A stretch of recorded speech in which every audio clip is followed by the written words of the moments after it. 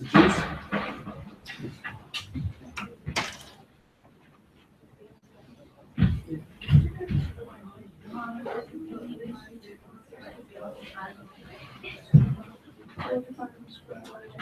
So like a quick 2 or 3 minute recap on what we have so far. We've got the definition that n is a quadratic residue mod p. P, of course, as always, is a prime. N is a quadratic residue mod p. We'll assume it's an odd prime, p greater than 2. N is a quadratic residue mod p means that there exists an n such that n squared is congruent to n modulo p. Or means the equation x squared congruent to n, it has solutions.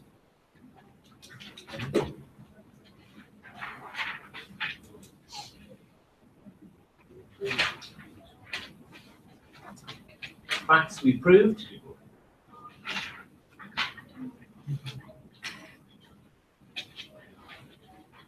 Through investigating lots of examples, we very quickly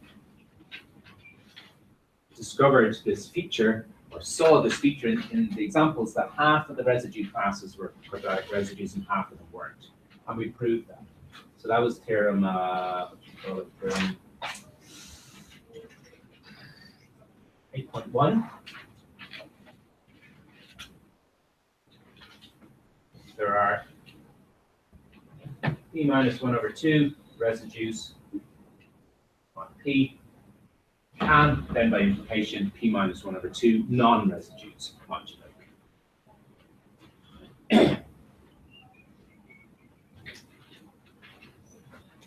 Among the non-zero congruence classes. 1, 2, 3, all the way up to p minus 1. Okay. These are the things we discuss with regard to multiplication modulo. That's one fact we proved. We've also proved that the residues and non-residues replicate the multiplication properties that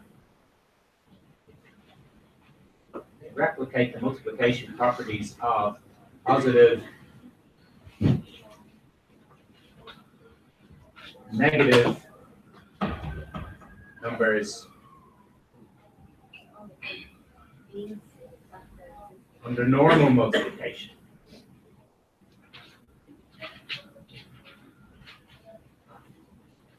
So what do we mean by that? Just a reminder, my handwriting's generating a bit. The residues, non-residues, they replicate the multiplication properties of positive and negative numbers under normal multiplication. I.e., remember that if you multiply two positive numbers, you of course get a positive number. If you multiply two negative numbers, you get a positive number. And if you multiply one of each, positive by a negative, you of course get a negative. And we discovered, we saw in the examples we looked at, and we subsequently proved that residues and non-residues have this behavior as well. So a residue times a residue gives you a residue. A non-residue multiplied by a non-residue gives a residue. So the residue is acting like a positive thing because it has a square root. And the non-residue is acting like the negative thing. It doesn't have a square root. You multiply one of each, a residue times a non-residue, you get a non-residue. So that sets up, or that assures us that, you know, there is this nice, because we're talking about the existence of square roots, so we defined it as this term, residues mod p. But it shared the things that have square roots and the things that don't, they share this very nice structural behavior under multiplication. Well, these multiplications are multiplication mod p, aren't they? These are all multiplications mod p. These are normal, just regular primary school multiplications. And that's kind of where we were up to, in addition to looking at lots of examples. So any questions just or clarification about where we're up to?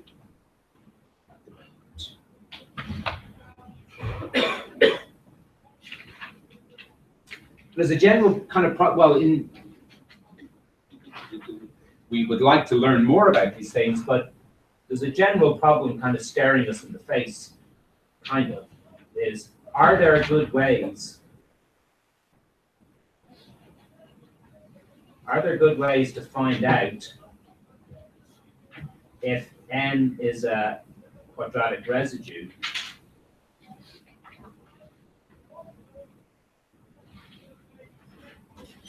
on p? Now, what's n and what's p? Well, I just mean in general.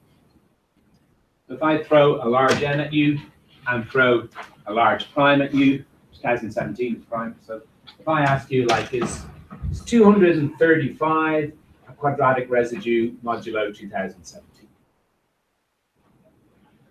At the moment, all we could do to answer that question is just to start squaring everything.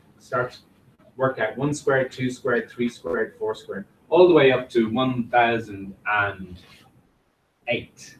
Just go halfway through all the congruence classes. Square them all.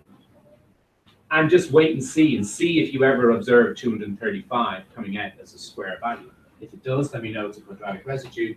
If it doesn't, then it's not. It's a non-residue. But that doesn't feel very satisfactory because it's just like trial and error, and it'll quickly become computationally expensive for large arguments. And it just doesn't seem very clever. You're just kind of investing, to answer one question about 235 mod 2017, you somehow have to scan through the whole multiplicative system, search everything, and see if 235 pops up.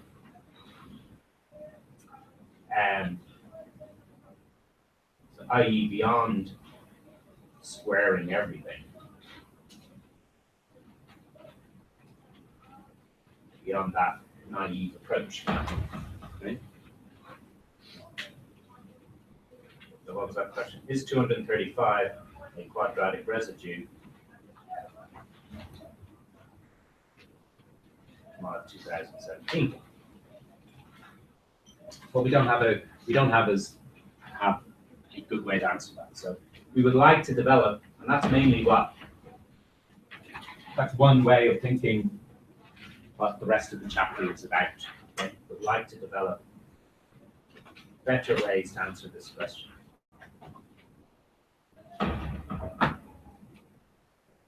Better ways to answer this, and along the way learn more.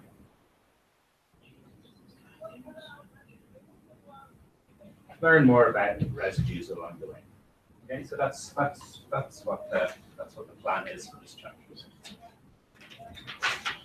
So let's not hang about. Let's very quickly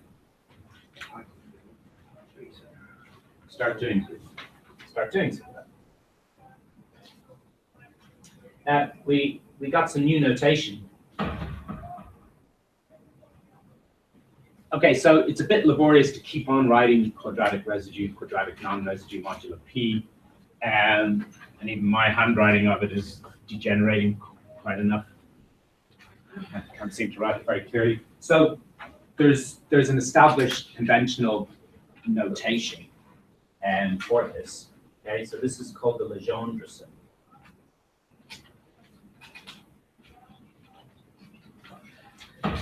It's written like this. Well, this is the way we're going to write it. There's a little bit of a debate about how it ought to be written. Okay, p, of course, is a prime number. N is some other number. And this Legendre symbol is defined to be +1 if n is a quadratic residue. If it is a quadratic residue, -1 if n is a non-quadratic residue. And 0 if we shouldn't have even bothered to ask that question, just if p divides n. So if it's congruent to 0, modulo p. So it's like an indicator function, if you like.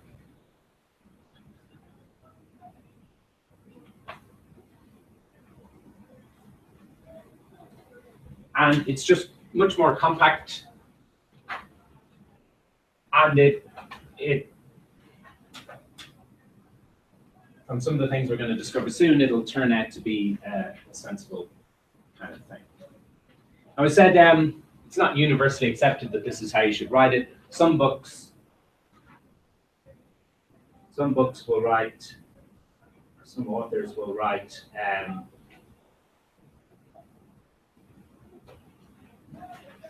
they write it like that, or do they actually put in the fraction line?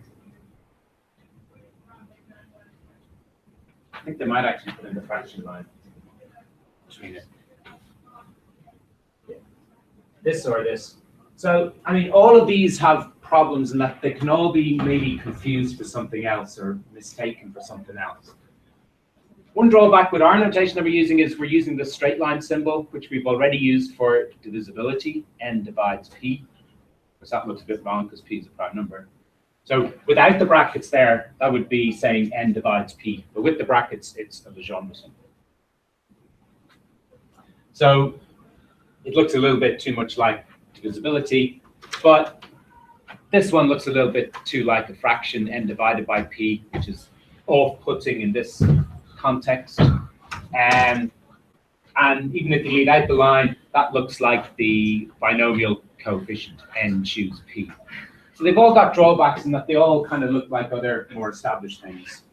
But having a nice compact notation for it will be good. So this is the one we're going to go with, this one here. Okay. Okay, so let's look at, just to be absolutely sure.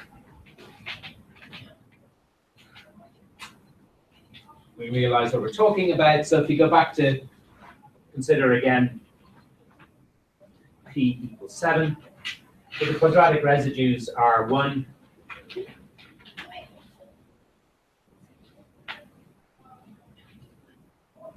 oh, 1, 2, and 4. So 1, 2, and 4, their Legendre symbols are all equal, and they're all equal to 1. And the non-residues, which are the other ones, 3, 5, and 6,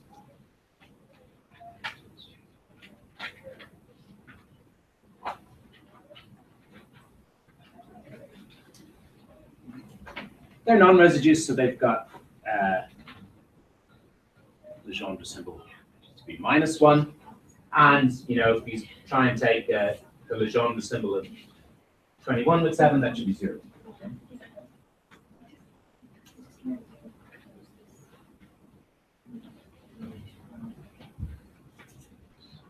Okay. We got a couple of results here, Lemma 8.2 and Theorem 8.3 about it. And we've actually proved those already, really, in what we've been talking about. But we'll just say we can view this thing, the Legendre symbol with a blank space here, mod p. This thing now we can view as a function from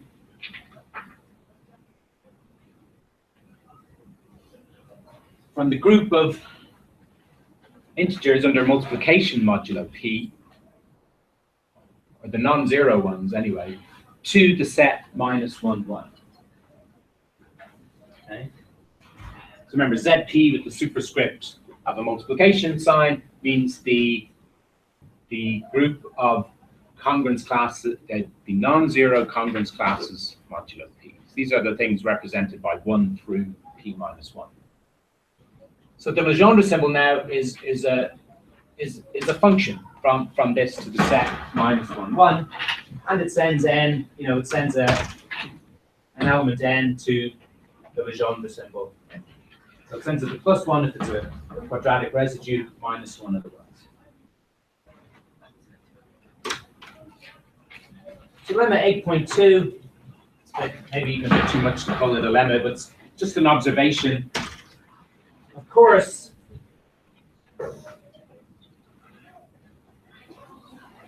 what's the value of this Legendre symbol? The Legendre symbol of n squared. See here, you're asking, is this number here a quadratic residue mod p? But the way this number is presented, it's clearly already a square in the normal integer sense, because it's the square of n. So of course, this number here has a square root modulo p, because it's just given by n. So this is always going to be +1.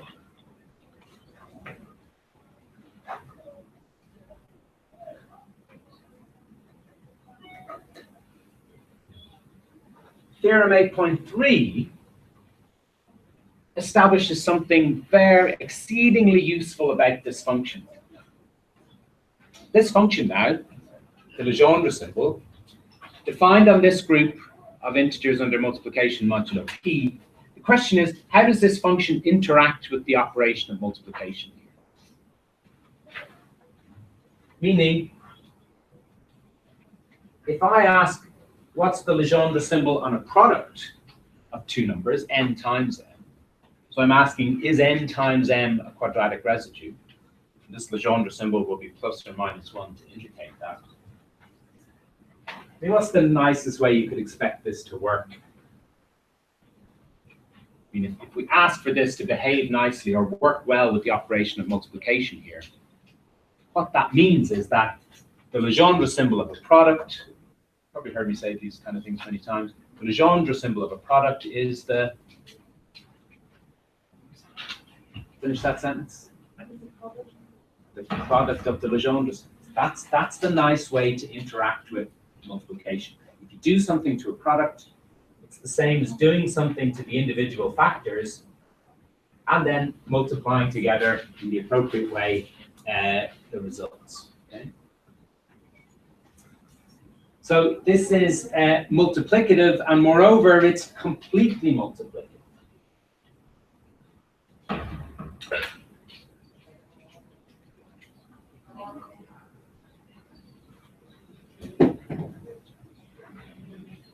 We met the term multiplicative before in the number theory sense, where a function evaluated on a product would be the product of the individual values, but there was a rider associated to that condition. We only asked for that to be true when the things you're multiplying together were co-prime. Okay, that is what we understand in number theory by the term multiplicative. It's asking for this property, but only when n and m are co-prime. Something is completely multiplicative if you don't need that restriction. So that's the even nicer kind of behavior, to be completely multiplicative. So there's absolutely no restriction on n and m here. Just any two congruence classes mod p. Now, what do we need to do to prove this? Well, in effect, we've already proved it. Now, the book goes through a proof, but I think I'll change it for next year because we've already established most parts of this when we looked at the structural behavior under multiplication of residues and non-residues.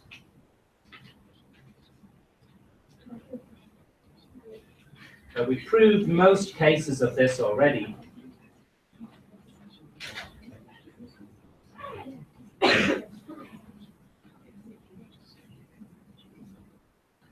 When we proved earlier that residue times residue equals residue, non-residue times non-residue equals residue, and residue times non-residue equals non-residue. Because if you think about it, if n, let's say the first case, if n and m are both residues, that means their Legendre symbols will be +1. So when you multiply them together, you get +1. So the product should be a residue. But yeah, it is. We've already proved that. So this Legendre symbol here will be +1 as well. In another case, let's assume n and m are both non-residues. So that means their Legendre symbols, the Legendre symbol np will be -1, as will the Legendre symbol np be -1, if they're both non-residues. Multiplying -1 by -1, of course, gives +1. But that's just saying that the product n times m is a residue, in the case where n and m were non-residues. But we've already established that. We proved that last week or the week before. And if you take one of each, if n is a residue and m a non-residue, or vice versa, then one of these is +1, the other one -1. So when you multiply them together, you get -1, which will agree with the left-hand side because the product of a residue and a non-residue is a non-residue. So the left-hand side will be -1 as well. Okay. So in all the possibilities for n and m to be residues or non-residues, that equation holds from what we've already seen. Okay.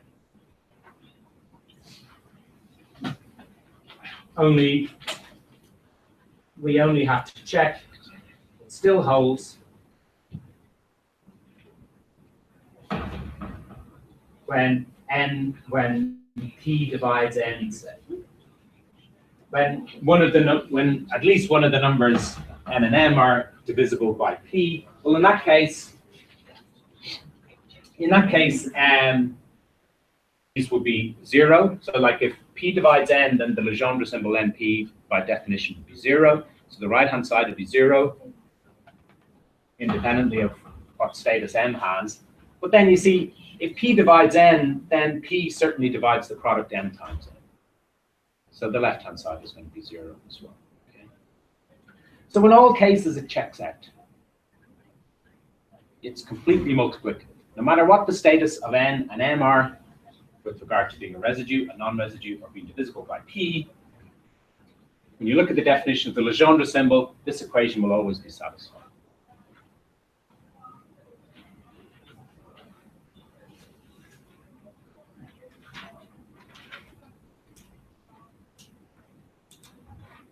Okay, any questions about that?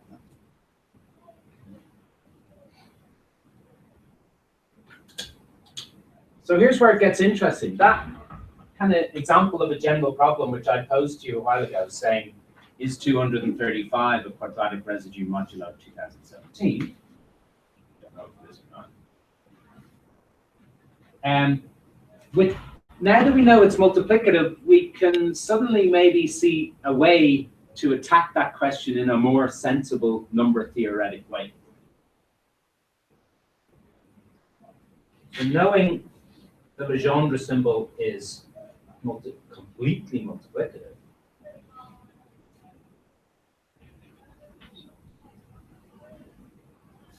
let's just say, so suppose I want to talk about a general Legendre symbol, n mod p. Now, if n is completely general, how should we think about it in a number theory way? Very important early theorem about integers that we proved, kind of lies at the bottom of a lot of this. It's the fundamental theorem of arithmetic. Any integer can be factorized into primes. Okay? So we have this thing which we call the canonical form. Any integer can be understood as a product of prime power, product of powers of primes. So instead of n, you can think of n represented this way, but still n.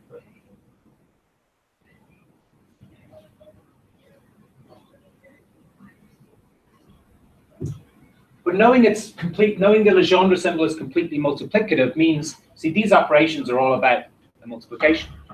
Large P, a large product of all these things. And these exponents, well, that's just repeated multiplication, isn't it? So knowing it's completely multiplicative means I can take those operations outside.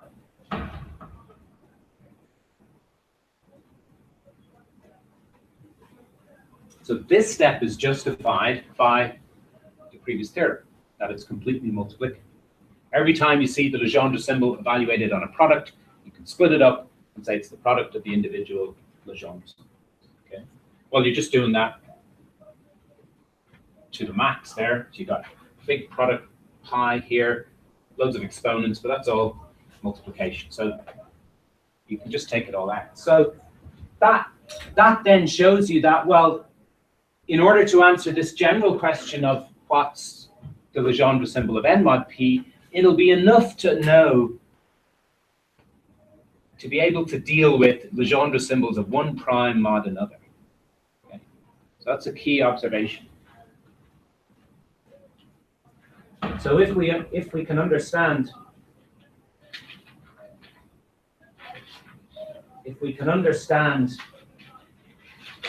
a Legendre symbol PQ for primes P and Q, then we can say we understand the general Legendre symbol, n mod P. So that really points to the kind of final destination in this chapter, which is something we're going to do called the quadratic reciprocity law. And that establishes a link between the two Legendre symbols P mod Q and Q mod P. P mod Q and Q mod P, which some people describe as it's maybe a curious kind of result, because from just looking at the definitions of what a quadratic residue is, you know, it mightn't be obvious or clear at all that there should be any kind of connection between the residue status of P mod Q and Q mod P. But there is a very extremely clear and very precise and kind of easy to appreciate relationship between the two. So that's quite a powerful result in number theory, and it's something we'll be working towards at the end of this chapter. But everybody okay with this kind of calculation here? Yeah. So it's good. It shows you that how knowing the thing is multiplicative immediately reduces the general problem to just being able to understand the thing amongst primes. Being able to understand the general Legendre symbol. So that's the kind of destination for the chapter. We want to understand P mod Q for any pair of primes.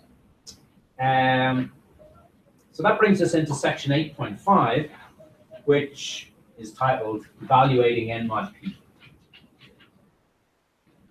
As this.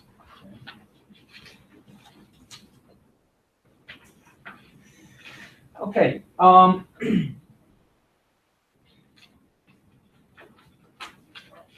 we're going to get to this Theorem 8.4, which is called Euler's Criterion, which gives us a nice way, a different way to evaluate Legendre symbols than just the tactic of squaring everything and looking for the squares, which we have up to now.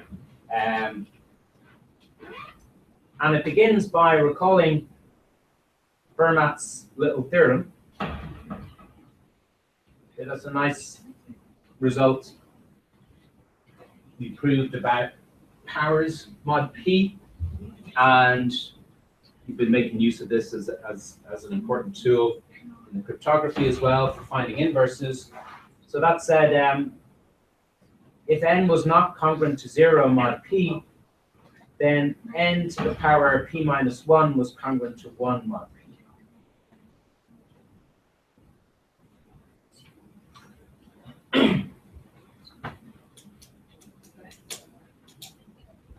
Okay, that was Fermat's little theorem. You take anything which is non-zero mod P, you raise it to the power P minus 1, and you're back at the identity 1 modulo P. Now, assuming P is an odd prime,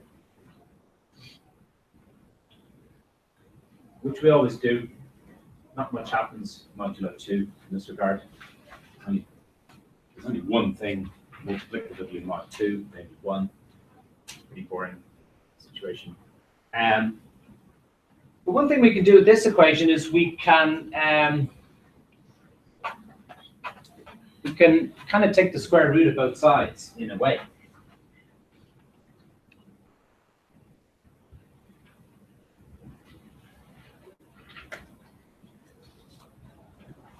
Well, we can say that if you square that thing, you get 1 mod p. Now this looks like I'm introducing fractions, but remember, if p is an odd prime, p is a prime greater than 2, then p minus 1 is going to be even.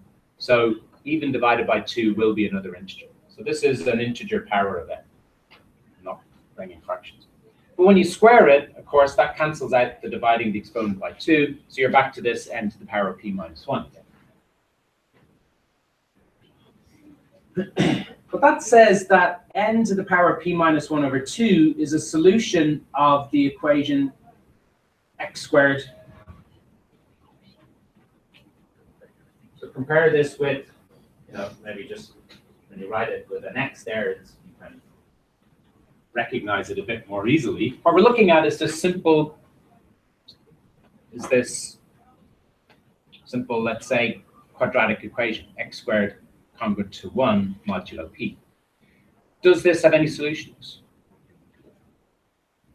Yeah. In general, if it was x squared congruent to n, some general number, then that would be the question of is the thing on the right a quadratic residue or not? Because it's 1, 1 is always a quadratic residue.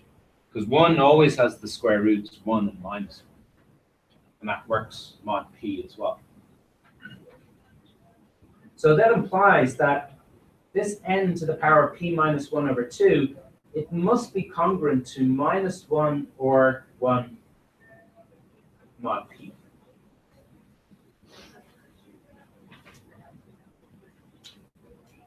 It has to. Those are the only solutions to that equation. X squared congruent to 1 mod p. Remember, we know that when you're looking at a polynomial equation modulo a prime, the degree of the polynomial is an upper bound on the number of solutions. That was Legendre's theorem. Okay, so here's 2 solutions. So we know there's no other possibilities. So this power, n to the power of p minus 1 over 2, so this is all the exponents there, that must be congruent to minus 1 or 1 mod p. So the kind of observation is, aha, or aha. Common partridge. Anyway, self is a very common partridge remark.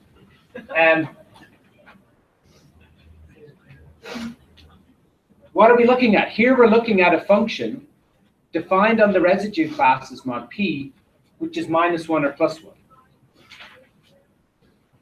Which sounds an awful lot like the Legendre symbol itself. The Legendre symbol was a function defined on the residue class as mod p, and it gave answers plus 1 or minus 1. So are we looking at, that's the question, are we looking at the Legendre symbol? Meaning, are we looking at the same function? Theorem 8.4 says yes.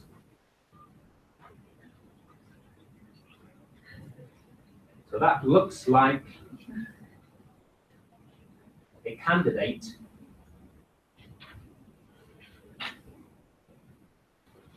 because it's a device which somehow embodies the operation of multiplication and square rooting.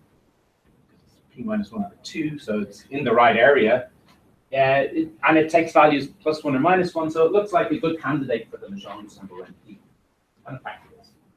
So Theorem 8.4 is known as Euler's criterion because it gives you a criterion for evaluating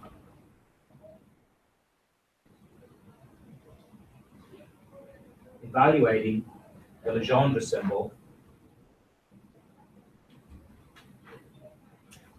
not by just kind of naively squaring everything and waiting to see if n pops out as a square, but something a bit more looks like proper number theory. You know, you're taking n, you're raising it to the power the size of the multiplicative group divided by 2.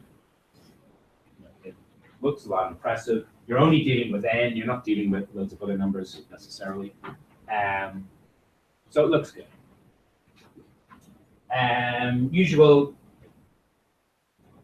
Usual conditions. So p is an odd prime, and p does not divide n.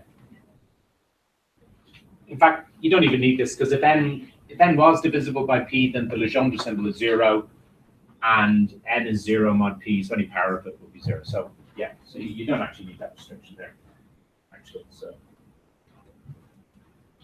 but we are only talking about odd primes, p greater than 2. So how do you prove this? Well, it's put there in the book, but I'll just go through the main steps. Here. Well, okay, how do you prove this? Well, one thing to do would be to break it down into the two cases, because we know everything mod p splits into residues or non-residues. So you can use that splitting to help. So yeah, so first the easy case. Well, if p does divide n, then both sides are congruent to 0 mod p. So that's trivially true in the case that p divides n.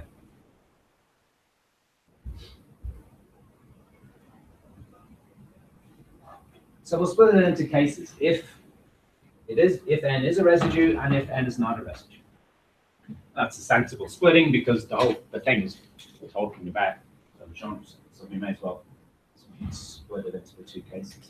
So if np is +1, that means n is a quadratic residue.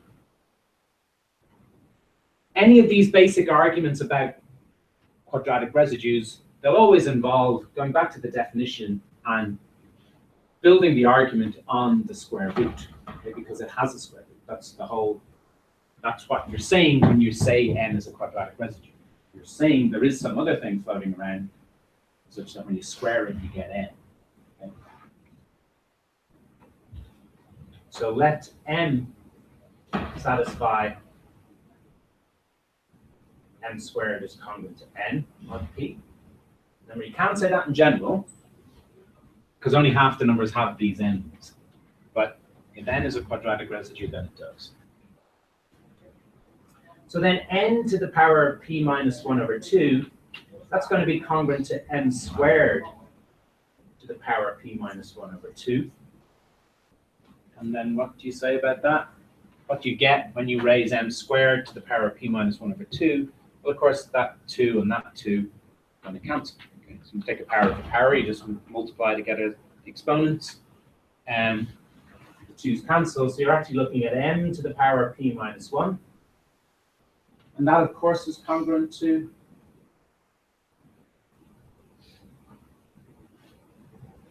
one by Fermat's little theorem. Okay? Fermat's little theorem says you take anything which is not divisible by p, raise it to the power p minus 1, it's going to be congruent to 1 mod p. Fermat's little theorem. Okay. So if the Legendre symbol is +1, then so is this thing on the right-hand side. It's congruent to +1.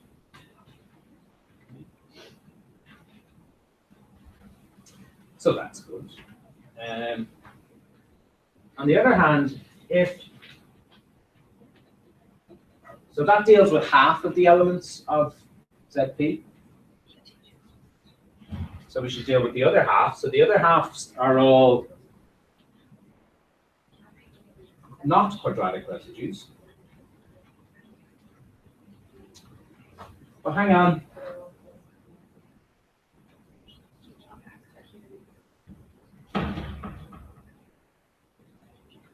We've just found a lot of solutions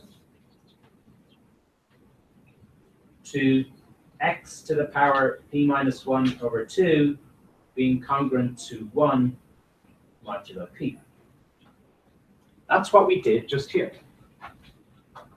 Here's an equation of x to the power of p minus 1 over 2 congruent to 1 mod p.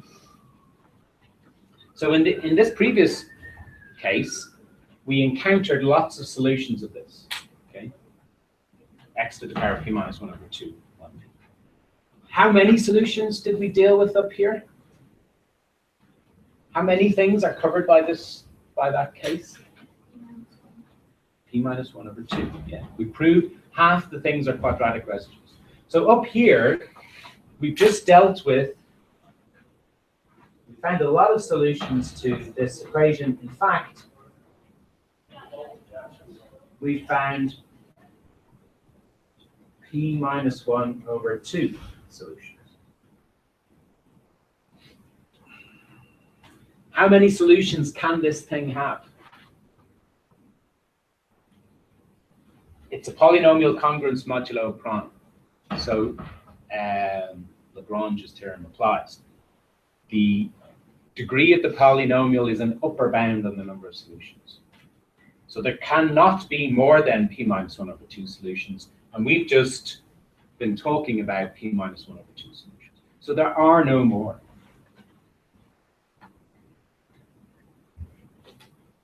There are no more solutions.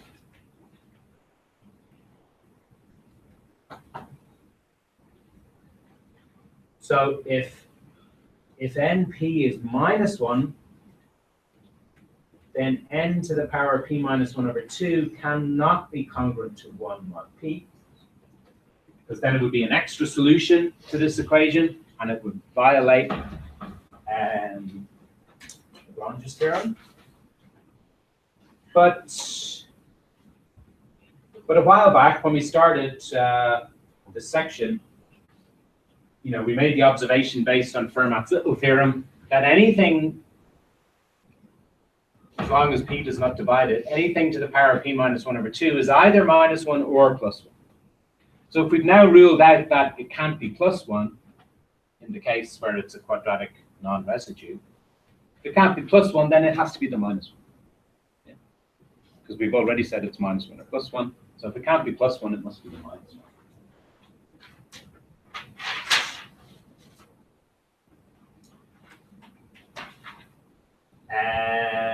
So therefore, n to the power of p minus 1 over 2 must be congruent to minus 1 mod p. Since above, we said for all p not dividing m, m to the power of p minus 1 over 2 was congruent to plus or minus 1.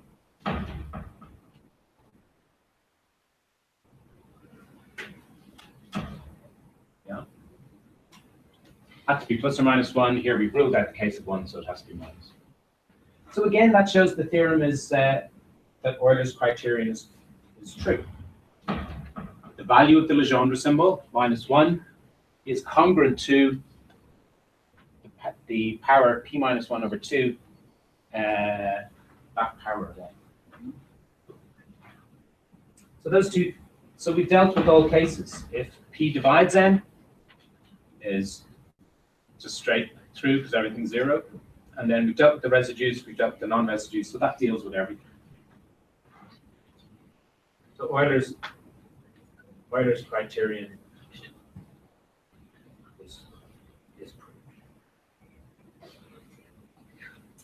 And that's our kind of way into, that's the kind of, there it is at the top. That's going to be our way into proving more substantial things about the Legendre symbol. Because we now have a way to understand its value, which is not based on simply squaring the whole thing and just seeing all the values coming out and not asking any deeper questions about, why is this value coming out as it is? Why is this one not a residue? Why is this one a residue? Just simply squaring everything and observing the results isn't that sophisticated. But now we've got a way to think about the Legendre symbol as this power of n, and there's a lot of stuff embodied there. the exponent is half the size of the group. It linked quite strongly to Fermat's theorem. So that's our kind of first firm kind of handhold or foothold. And using that, then we'll be able to go deeper and prove a lot more about the Legendre. Okay. So it's good to get that in the bag. So yeah, we'll pick that up and run with it next week when I see you for two lectures next week. Yeah. And in the tutorials this week, well, we'll go back to discussing some of the exercises in 8.2 and maybe some of the earlier end of chapter exercises as well.